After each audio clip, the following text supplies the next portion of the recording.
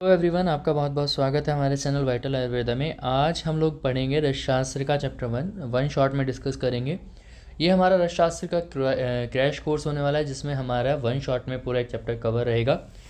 तो सबसे पहले आज हम बात करेंगे रसशास्त्र चैप्टर 1, और जिसमें काफ़ी ज़्यादा इंपॉर्टेंट चीज़ें हैं, कहाँ से क्वेश्चन 5 मार्क्स से बन सकते हैं, वो भी चीज़ हम डिस्कस करेंगे। तो स्टार्ट करते हैं। सबसे पहला जो हमारा पॉइंट है, definition and chronological development of Rasashastra और उसके स्कोप वगैरह। देन उसके बाद हम भेषज कल्पना में भी यही पढ़ेंगे। देन कॉन्सेप्ट ऑफ रसशाला, रसमंडप, और उसके बाद हम बात करेंगे ब्रीफ इंडियंस के बारे में, जिन्होंने कुछ मेटल बेस्ड पे मेडिसिन का पर्पस यूज़ किया, या फिर जो डेवलपमेंट्स हुई हैं आयुर्वेदिक फार्मास्यूटिकल्स में, वो चीज़ें डिस्कस करेंगे। तो सबसे पहला पॉइंट है हमारा definition on chronological development of Rasashastra and Bhaishajya Kalpana. तो सबसे पहले हम डेफिनेशन की बात करते हैं। रसशास्त्र बेसिकली दो वर्ड से मिलकर बना है, जिसमें पहला वर्ड है रस और दूसरा वर्ड है शास्त्र। रस का मतलब क्या है? जब भी आप रस पढ़ोगे तो रस किसको कहा गया? पारद को, यानी कि मॉडर्न में अगर मैं इंग्लिश में इसका नाम लेता हूँ, वह है इसका मरकरी।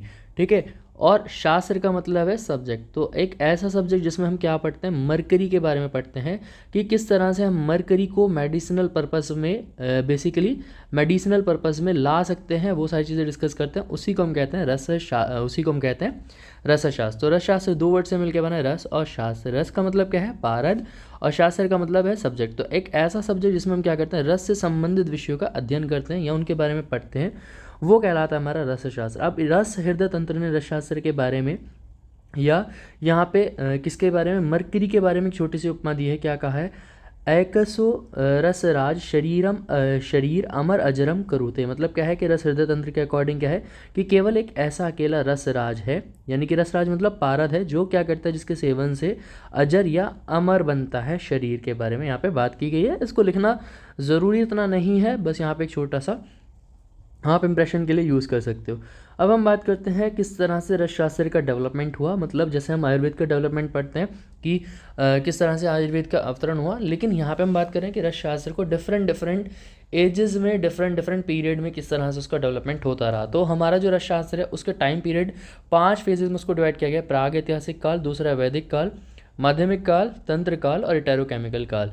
अगर यहाँ से क्वेश्चन यही बनता है कि रसशास्त्र को परिभाषित करते हुए उसका वर्ण, उसका जो है क्रोनोलॉजिकल डेवलपमेंट के बारे में बताइए, या फिर मतलब उसका किस तरह से उसका डेवलपमेंट हुआ, वो क्वेश्चन यहाँ पे बन सकता है। तो प्राग ऐतिहासिक काल, मतलब प्राग ऐतिहासिक काल को फर्दर डिवाइड किया गया 2 फेजेज में, पूर्व हड़प्पा काल और दूसरा है हड़प्पन सिविलाइजेशन। पूर्व हड़प्पा मतलब पूर्व हड़प्पन सिविलाइजेशन, आप सबने नाम सुना होगा। ठीक है। तो हड़प्पन सिविलाइजेशन से पहले वाला पीरियड, और ये कह सकते हैं दूसरा पीरियड कौन सा है इसमें प्रागैतिहासिक काल में? हड़प्पन सिविलाइजेशन वाला पीरियड। तो पूर्व हड़प्पन सिविलाइजेशन को कांस्य युग के नाम से भी जानते हैं। ये कांस्य युग के पूर्व वाला काल, मतलब ब्रॉन्ज एरा से पहले वाला जो पीरियड है, उसको हम क्या कह रहे हैं? पूर्व हड़प्पा काल कह रहे हैं। और यहाँ पे लोग क्या करते थे? बर्तनों को रंगना जानते थे, और कॉपर अयस्क से ताम्र निकालना जानते थे। ठीक है। और ताम्र जो है हमारा, कॉपर जो है तांबा, उससे विभिन्न वस्तुएं बनाना भी जानते थे पूर्व हड़प्पा काल में। देन इसके बाद आया कौन? हड़प्पा सिविलाइजेशन, ये हम कह सकते हैं सिंधु घाटी सभ्यता। तो यहाँ पे क्या हुआ? इसको कहा जाता है कांस्य युग। तो ये कांस्य से पहले वाला युग है, बिफोर ब्रॉन्ज। तो ब्रॉन्ज से पहले वाली प्री ब्रॉन्ज एरा है, और ये कौन सा है? ब्रॉन्ज एरा है। इस काल में घरेलू वस्तु वगैरह में ताम्र और कांस्य से निर्मित किए जाते थे, मतलब जो भी यूटेंसिल वगैरह थे वो उसमें कॉपर या यहाँ पे कांस्य का यूज़ किया जाता था, ब्रॉन्ज का यूज़ किया जाता था। अब हम बात करते हैं दूसरा। ये फर्स्ट फेज हो गया जब यह प्राग ऐतिहासिक काल। दूसरा काल कौन सा? वैदिक काल। वैद मतलब यहाँ पे क्या हुआ? वेदों का जन्म होना हुआ। कौन से वेद लिखे गए? 4 वेद हैं, ऋग्वेद, यजुर्वेद, अथर्ववेद और मनुस्मृति। और आपको पता है हमारे अथर्ववेद से ही किससे आया है? आयुर्वेद अथर्ववेद से ही डेवलप हुआ है। ठीक है। तो यहाँ पे क्या है? ऋग्वेद में स्वर्ण, रजत, ताम्र वगैरह इन धातुओं का वर्णन मिलता है। यजुर्वेद में हिरण्य, अयस वगैरह का वर्णन मिलता है। अथर्ववेद में रजत, श्याम वगैरह का क्या मिलता है? वर्णन मिलता है। मनुस्मृति में रजत, श्याम, अयस, मणि वगैरह का यहाँ पे वर्णन मिलता है। तो डिफरेंट जो यहाँ पे वेद लिखे गए हैं, उसमें डिफरेंट मेटल्स का कह सकते हो वहाँ पे नाम अलग अलग जगहों पे मिलता है। ये थोड़ी सी यहाँ पे बात की गई है। इसके बाद हम बात करते हैं इसी टाइम पे क्या हुआ? चरक संहिता, सुश्रुत संहिता आई। और चरक संहिता में 6 धातुओं का वर्णन मिलता है। ये इंपॉर्टेंट पॉइंट हो सकता है एमसीक्यू के पॉइंट ऑफ व्यू से, कि चरक संहिता में कितने धातुओं का वर्णन है? 6। स्वर्ण, रजत, ताम्र, त्रिपु, सीसक और लौह। और बाकी सुश्रुत संहिता में डिफरेंट चीज़ों का भी वर्णन मिलता है, जैसे पारद जो है, यानी कि मरकरी जो है, उसको किस तरह से एक्सटर्नली यूज़ कर सकते हैं उसका वर्णन मिलता है, और डिफरेंट डिफरेंट धातुओं का भी वर्णन मिलता है। इसके बाद तीसरा काल आया माध्यमिक काल। माध्यमिक काल में बेसिकली क्या हुआ कि जो रस शास्त्र है उसका डेवलपमेंट होना बहुत अच्छे से शुरू हो गया, और यहाँ पे परपटी, ताम्र, पारद और ताम्र के युगों का वर्णन मिलता है। तो हम बेसिकली परपटी कल्पना क्या है वो भी आने वाले लेक्चर्स में पढ़ेंगे। अगर आपने पहले पढ़ा हुआ है तो आपको पता होगा कि पापड़ जैसी एक हम मेडिसिन को फॉर्म करते हैं उसको हम कहते हैं परपटी कल्पना। तो यहाँ पे बेसिकली माध्यमिक काल में परपटी कल्पना का डेवलपमेंट होना शुरू हुआ, या फिर आप कह सकते हो थोड़ा थोड़ा रस शास्त्र के बारे में जो मेडिसिनल पर्पस थे वो यहाँ पे डेवलपमेंट होना शुरू हुआ। इसके बाद चौथा पीरियड था तंत्र काल, जिसको रस शास्त्र के दौरान रस शास्त्र के विकास का वर्णन यहाँ पे मिलता है, और आचार्य नागार्जुन के द्वारा रचित रस रत्नाकर, कच्छप आदि ग्रंथों का उल्लेख मिलता है। मतलब यहाँ पे इंपॉर्टेंस दी गई है किसको, आचार्य नागार्जुन को, जिन्होंने डिफरेंट डिफरेंट यहाँ पे कह सकते हो कि यहाँ पे क्या होने लगा, यहाँ पे बुक्स पब्लिश होना शुरू हुई डिफरेंट डिफरेंट। और इटेरोकेमिकल काल बेसिकली इसमें रसरत्न समुच्चय, रसेंद्र संग्रह, कौमुदी, इन सब का वर्णन मिलता है। यहाँ पे भी मतलब इसका डेवलपमेंट और ज़्यादा होना शुरू हुआ। शास्त्र के बाद अब हम बात करते हैं डेफिनेशन एंड डेवलपमेंट ऑफ भेषजय कल्पना। तो भेषजय कल्पना में दो वर्ड से मिलकर बना होगा, पहला है भेषजय, दूसरा है कल्पना। भेषजय किसको कहते हैं, बेसिकली औषधि को कहा गया भेषजय, और कल्पना मतलब क्या होगा, कल्पना का मतलब होता है फॉर्मुलेशंस। तो किसी भी औषधि की डिफरेंट फॉर्मुलेशंस बनाने की जिसमें हम पढ़ते हैं वो हमारा भेषजय कल्पना। लाइक अगर मेरे पास एक औषध है, कौन सी औषध है, आमलकी, ठीक है। अब मेरे पास मान लो आमलकी है, अब इस आमलकी से मैं क्या कर रहा हूँ, जूस भी एक्सट्रैक्ट कर रहा हूँ, यानी कि सोरस बना रहा हूँ, ठीक है। इसका पेस्ट बना रहा हूँ तो कल्क बना रहा हूँ, ठीक है। तो यहाँ पे बेसिकली किसके बारे में पढ़ना है कि हम औषधि की डिफरेंट फॉर्मुलेशंस किस तरह बना सकते हैं, या औषधि का हम किस तरह से औषध जो है हमारी उसको डिफरेंट फॉर्मुलेशंस में मॉडिफाई करके उसको यूज़ कर सकते हैं, वो है हमारा भेषजय कल्पना। तो भेषजय कल्पना दो वर्ड से मिलकर बना है भेषजय कल्पना। तो भेषजय किसको कहते हैं, जो चिकित्सा के कार्यों में हितकर या वैद्य के द्वारा चिकित्सा के लिए यूज़ किया जाता है, मतलब आपकी मेडिसिन। और कल्पना मतलब क्या है कि उस जो भी औषधि है उसको डिफरेंट रूप देना, या उसको क्या करना, डिफरेंट फॉर्मुलेशंस में बनाना, वो कहलाता है हमारा कल्पना। तो कल्पना क्या है, कल्पनम उपयोगार्थम पर कल्पनम संस्करणम मिति, ये चक्रपाणी ने दिया कि औषधि को उपयोगी रूप देना, वही क्या कहलाता है कल्पना। जैसे मान लो मुझे आमलकी थी, आमलकी को मुझे क्या लेना है, सोरस लेना है, तो मैंने उसका जो सोरस बनाया वो है मेरी कल्पना। तो अब हम बात करते हैं भेषजय कल्पना में दो टाइप की कल्पना होती है, एक होती है औषधि कल्पना, दूसरी होती है आहार कल्पना। औषध मतलब औषध कह सकते हैं मेडिसिन जिसमें बना रहे हैं। आहार कल्पना मतलब जैसे मैंने खिचड़ी वगैरह बनाया, मंड हुआ, पेया, विलेपी, यवागु, तक्र वगैरह हमारे ये आ गए आहार कल्पना, जो हम किस में ले रहे हैं, केवल हितकर होते हैं, या हम कह सकते हैं अपनी आयु को मेंटेन करने के लिए ले रहे हैं, ठीक है। औषध कल्पना क्या है, बेसिकली ये रोगों को ठीक भी करने के लिए ले सकते हैं, या फिर हम आहार को या हमारी व्यय जो है उसको मेंटेन करने के लिए ले सकते हैं। इसको फर्दर क्लासीफाई किया गया दो कैटेगरी में, मौलिक और हमारी दूसरी है व्युत्पन्न कल्पना। मौलिक कल्पना में कौन कौन से आते हैं, स्वरस, कल्क, क्वाथ, हीम और फांड, ये हो गई हमारी मौलिक कल्पना। अब अगर मैं इस सोरस से मान लो दूसरी एक फॉर्मुलेशन बना रहा हूँ, मतलब मैं इसको क्या कर रहा हूँ, मान लो मेरे पास सोरस है, उसको बहुत ज़्यादा गाढ़ा करके पाक कर रहा हूँ, और मैं उसको कैसा बना रहा हूँ, एक अवले की फॉर्म में बना रहा हूँ, तो वो कहलाएगी मेरी व्युत्पन्न कल्पना। मतलब अगर मौलिक कल्पना का यूज़ करके मैं दूसरी कल्पना बना रहा हूँ तो वो मेरी कौन सी है, व्युत्पन्न कल्पना है, ठीक है। इसमें कौन कौन से आ जाएंगे, अवले, गुटिका, संधान और स्नेह, ये हम अभी आने वाले लेक्चर्स में बात करेंगे इन सब कल्पनाओं के बारे में।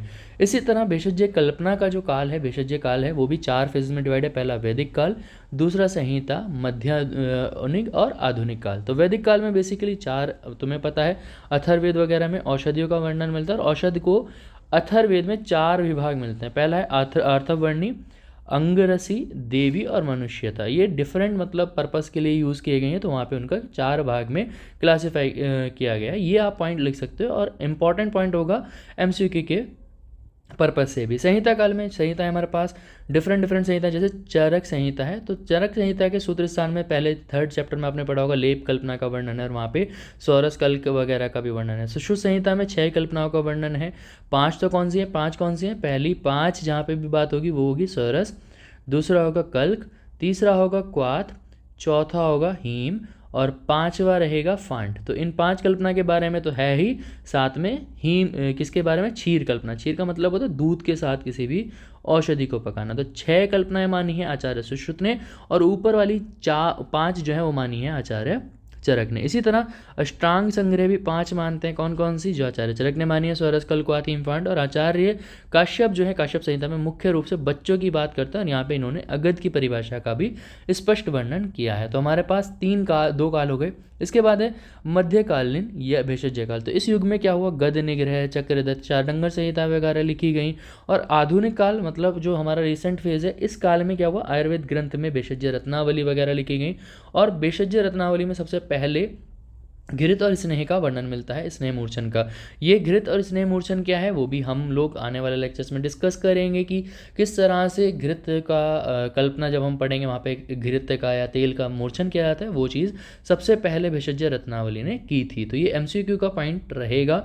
अगर आप लोग वन शॉट या फिर आप क्रैश कोर्स में, तो आपने ये पहले स्नेह कल्पना पढ़ी भी होगी। तो यहाँ पे हमारा हो जाता है रसशास्त्र के बाद भेषज कल्पना के बाद अब हम बात करते हैं कॉन्सेप्ट ऑफ रसशाला, रस मंडप और भेषज का। तो रसशाला बेसिकली क्या है कि रसशाला क्या है? एक फार्मेसी कह सकते हो। तो जिस जगह पे आप क्या कर रहे हो? मेडिसिन को स्टोर कर रहे हो या फिर मेडिसिन को प्रिपेयर कर रहे हो, वो होगी हमारी रसशाला। तो जिस स्थान पर रस का संस्कार, रस औषधि निर्माण वगैरह किया जाता है, वह हमारा रसशाला है। और रसशाला में बेसिकली जो भी तुम फार्मेसी वगैरह बना रहे हो, तो उसका स्थान क्या होना चाहिए? कहीं किसी भी प्रकार की बाधा ना हो, बहुत सारी रस औषधियाँ उपलब्ध हो, पानी बहुत ज़्यादा हो और 4 दीवारी वगैरह वहाँ पर मौजूद हो।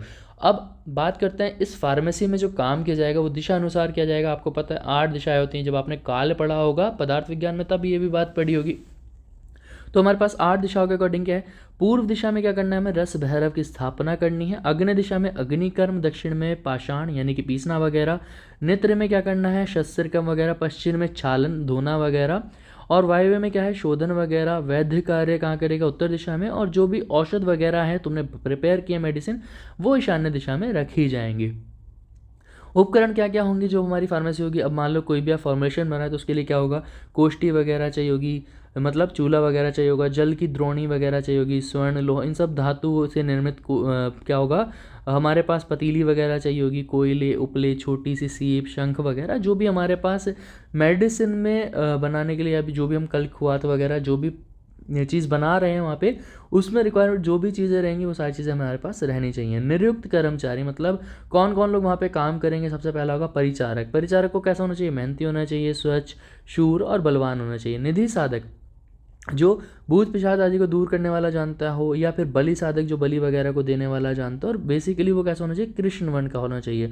धातुवाद मतलब धातु वगैरह को रखने के लिए या फिर इन्वेस्ट करने के लिए धनी, संपन्न और गुरु का कहना मानने वाला होना चाहिए। इसके बाद है रस मंडप। तो रसशाला के बराबर में ही तुम्हें क्या करना है? रस मंडप का निर्माण करना है, और रस मंडप में ही रस लिंग की स्थापना करनी है। रसलिंग क्या है? बेसिकली शिवलिंग की कह सकते हो, या रसलिंग की स्थापना करनी है। और इस रस मंडप में ही विभिन्न प्रकार के रस औषधियों का हमें संग्रह करना, मतलब जो भी इकट्ठा करना है वो रस मंडप में लाके करना है। ठीक है। अब इसके बाद है भेषजाकार। भेषजाकार बेसिकली क्या है? एक जो भी एक आप कह सकते हो अलमीरा वगैरह है, या एक कबर्ड वगैरह, जहाँ पे आप क्या कर रहे हो कि अपनी औषधियों को कलेक्ट करके स्टोर कर रहे हो। तो औषधि सूखी तथा निर्मित दोनों प्रकार की होती हैं, और इन औषधियों को एकत्र करके निर्मित करके जिस स्थान पर रखा जाता है वो है हमारा भेषजाकार। और भेषजाकार कैसा होना चाहिए? ऐसी जगह होनी चाहिए जहाँ पे ऋतुओं का, हवा का, नमी, इन सब का कोई भी असर ना पड़े, दुष्प्रभाव ना पड़े। ये हमारा हो गया पॉइंट 3। अब हम बात करते हैं पॉइंट 4 के बारे में, कॉन्सेप्ट ऑफ रस रसायन सिद्धांत। रस रसायन सिद्धांत बेसिकली क्या कहता है? रस रसायन, रस का मतलब क्या है? रस से लिया गया, पारद से, और पारद का क्या है? रसायन के पर्पज से यूज़ किया जाता है, उसी को हम कहते हैं रस रसायन सिद्धांत। रस मतलब क्या है? रस शास्त्र में रस शब्द से पारद को ही संबोधित नहीं किया गया, और बाकी अनेक द्रव्य भी यहाँ पे किए गए हैं। ठीक है। रसस्य भेदा लौह अमृत कंद विषम सूतम चेती निगते। यहाँ पे क्या कहा है? रस शब्द से लौह और रजत, इन सब को भी, या कंद विष जैसे वस्त्र, नाभ, इन सब का भी वर्णन किया जाता है। ये किसने कहा है? रस रत्न समुच्चय ने। तो रस रत्न समुच्चय क्या कहते हैं कि पारद को ही नहीं रस कहा जाएगा। पहले भी हम क्या पढ़ रहे थे कि रस कौन है? रस है पारद। लेकिन अब इन्होंने कहा पारद ही अकेला नहीं है, बाकी चीज़ें भी हैं। कौन कौन है? लौह है, रजत है, ताम्र वगैरह है। क्यों? क्योंकि इनके जैसे लौह, रजत, ताम्र या कंद विष जैसे वसनाभ वगैरह, इनका अगर ग्रहण किया जाता है, इनको सही तरीके से यूज़ किया जाता है, तो ये रसायन का कार्य करती हैं। रसायन क्या होता है? बेसिकली रसायन उसे कहेंगे जो क्या करता है? जरा व्याधि मतलब ओल्ड एज प्रॉब्लम का नाश करता है, या ओल्ड एज या रिलेटेड डिजीज़ वगैरह को नाश करता है। उसको हम क्या कहेंगे, रसायन। तो उपरोक्त वर्णित रस ही रसायन का कार्य करते हैं। और ये जो चीज़ें हैं लौह, रजत, ताम्र वगैरह, अगर इनको सही तरीके से यूज़ किया जाए तो ये क्या करते हैं, रसायन का कार्य करते हैं। यही हमारा छोटा सा रस रसायन सिद्धांत है। नेक्स्ट अब हमारा लास्ट बचता है briefing on Indians are first to prepare metal based medicine. तो सबसे पहले हम बात करते हैं आचार्य नागार्जुन के बारे में। हमें क्या पॉइंट्स याद रखने रहेंगे वो यहाँ पे चीज़ डिस्कस करेंगे। यहाँ से बेसिकली आप इस पॉइंट में यहाँ पे एमसीक्यू ही पूछे जाएंगे, प्रोबेबिलिटी एमसीक्यू की बनती है, बाकी यहाँ से ज़्यादा कुछ इतना पूछा नहीं जाएगा। तो आचार्य नागार्जुन का बेसिकली बात करते हैं तो उल्लेख तिब्बत और चाइनीज संहिता में मिलता है। ये थोड़े इंपॉर्टेंट हो जाता है कि किस आचार्य का वर्णन तिब्बत और चाइनीज संहिता में मिलता है, तो आचार्य नागार्जुन। और आचार्य नागार्जुन के अतिरिक्त सिद्ध नागार्जुन तथा अन्य नागार्जुन का भी उल्लेख मिलता है। मतलब नागार्जुन एक्चुअल में कौन थे ये नहीं पता, लेकिन और भी नागार्जुन का वर्णन मिलता है। रत्नावली और सूर्यलेखा जिसके कर्ता नागार्जुन है के अनुसार उनके संरक्षण राजा सातवाहन थे, जिनका काल दूसरी शती का अंत माना जाता है। तो इनका अगर टाइम पीरियड देखा जाए तो बहुत सारे नागार्जुन थे, इसलिए टाइम पीरियड का पता नहीं चलता, लेकिन दूसरी शताब्दी, दूसरी शती या सेकेंड सेंचुरी हम कह सकते हैं। तो यहाँ पे 2 पॉइंट याद कर रहे हैं, इनका टाइम पीरियड है सेकेंड सेंचुरी, और यहाँ पे चाइनीज़ और तिब्बत वगैरह संहिताओं में इनका बहुत ज़्यादा वर्णन मिलता है। ये बात हम याद रखेंगे। अब इसके बाद है श्रीमद गोविंद भगवंत पदाचार्य। इतने ज़्यादा इंपॉर्टेंट नहीं है श्रीमद गोविंद भगवताचार्य। इनके में क्या है, किरात देश में हेहादि कुल में जन्मे हैं चंद्रवंशी राजा श्री मदन रथ थे, जो स्वयं सिद्ध रसाचार्य थे। इनके प्राप्ति का रस हृदय तंत्र नामक ग्रंथ की रचना किर्या तंत्र के नाम से सर्वप्रथम इसी ग्रंथ में उल्लेख मिलता है। तो यहाँ पे क्या है, रस हृदय तंत्र नामक ग्रंथ की रचना किर्या तंत्र के नाम से सबसे पहले यहाँ पे वर्णन मिलता है। इसको स्किप कर सकते हो, बाकी इतना ज़्यादा इंपॉर्टेंट नहीं है। बहकनाद योगी, इनका अगर देखो तो रसशास्त्र का प्राचीन ग्रंथ है, ठीक है, तो यहाँ पे इंपॉर्टेंट हो जाता है ये, ठीक है। और इसका बेसिकली बात करते हैं विवरण प्राप्त नहीं होता, परंतु शैव संप्राय माने जाते हैं, और इनका काल जो है 10वीं सदी था, ठीक है। इस तरह से बस याद कर सकते हो। रस आर्णव की बात करते हैं, 18 पटल वर्णन मिलता है। बहकनाथ योगी का एक मुख्य ग्रंथ है, इसको छोड़ सकते हो, ठीक है। गुरु गोरक्षनाथ की बात करते हैं तो ये नाथ संप्राय जैसे थे और 84 सिद्धों में गिने जाते थे, और कुछ विद्वान के अनुसार इनका काल जो था 12वीं शताब्दी था। और इनके जो ग्रंथ हैं 2 पूर्ण हैं यहाँ पे, कार्दी प्रकरण और भूति प्रकरण, ठीक है। तो यहाँ पे ये थोड़ा सा इंपॉर्टेंट हो जाता है, इसको पढ़ लेना। आचार्य सोमदेव की बात करते हैं तो आचार्य सोमदेव में बात करते हैं तो भैरक पुर के अधिपति थे और महावीर के वंशज थे। अब यहाँ पे अगर बात करें तो इम्पॉर्टेंट पॉइंट यही है कि इन्होंने रसेंद्र चूड़ामणि लिखी थी, 16 अध्याय हैं, बस इतना याद करके इस आगे बढ़ते हैं। यशोधर भट्ट की बात करते हैं तो सौराष्ट्र में जन्मे थे। इनका काल ही हम देखते हैं, काल था 13वीं सदी, और द्वारा क्या है, रस प्रकाश सुधाकर ग्रंथ, ठीक है। ये पॉइंट हम इम्पॉर्टेंट याद रखेंगे। रस वाग्भट की बात करते हैं तो 13 अध्याय मिलते हैं, 13वीं सदी काल था, 2 खंड हैं, 30 अध्याय हैं, ठीक है। और यहाँ पे प्रथम भाग में 1 से 11 अध्याय हैं, और द्वितीय भाग में 12 से 30 अध्याय हैं। तो यहाँ पे विभिन्न रोगों में रस औषधि प्रयोग 13 अध्याय वर्णन है, मतलब रस औषधि का उपयोग है, लेकिन टोटल कितने हैं, 30 अध्याय, 2 खंड है। प्रथम खंड में 11 से 30 अध्याय, दूसरे में खंड में वॉल्यूम में 1 से 11 अध्याय प्रथम वॉल्यूम में, द्वितीय में है 12 से 30 अध्याय, ठीक है। और 12 से 30 में बेसिकली किसका वर्णन है, रसायन, वाजीकरण, विषयकल्प या लौहकल्प वगैरह का वर्णन मिलता है। तो ये इंपॉर्टेंट हो जाता है, इसको देख लेना एक बार। नित्यनाथ की बात करते हैं, 13वीं सदी काल था, रस रत्नाकर नामक ग्रंथ लिखा है इन्होंने, ये पॉइंट हम याद रखेंगे। इसके बाद आचार्य बिंदु 13वीं सदी काल था, 231 श्लोक मिलते हैं, ठीक है। और पारद संस्कार, महारस, उपरस, इन सब का वर्णन मिलता है। तो पारद का संस्कार आचार्य बिंदु ने भी किया है। आचार्य षाडंगर इंपॉर्टेंट होते हैं क्योंकि हमारा भेषज्य कल्पना वगैरह से भी पूछा जाता है। तो 13वीं सदी है, इन्होंने बहुत सारे जैसे भेषज्य कल्पना का ग्रंथ लिखा है, और 11वें अध्याय का नाम जो है धातु शुद्धि लिखा है, ठीक है। तो ये इंपॉर्टेंट हो जाता है, जिसमें 7 धातु स्वर्ण, रजत, पीतल, ताम्र, नाग, वंग और तीक्ष्णों का शोधन, मारण, उपधातु के बारे में बताया गया है। तो ये आचार्य षाडंगर इंपॉर्टेंट रहते हैं। अनंत देव सूरी की बात करते हैं तो इनके द्वारा क्या लिखा गया, रस चिंतामणि लिखा गया, और 15वीं शती इनका काल था। इतना ही हमें यहाँ पे याद करना है। डुगडुगनाथ की बात करते हैं तो कालनाथ के शिष्य थे, 15वीं शताब्दी इनका टाइम पीरियड है। और अगर हम बात करते हैं, इन्होंने रसेंद्र चिंतामणि का ग्रंथ में पारद के संस्कार के साथ डिफरेंट योगों का भी वर्णन मिलता है। शालीनाथ की बात करते हैं तो वैद्य जी के पुत्र थे। और 15वीं सदी इनका काल था। रस मंजरी ग्रंथ में यहाँ पे इनका वर्णन मिलता है जो इन्होंने लिखा है, और उसमें डिफरेंट धातु वगैरह का शोधन मारण मिलता है। गोपाल कृष्ण भट्ट की बात करते हैं तो 16वीं सदी माना गया है।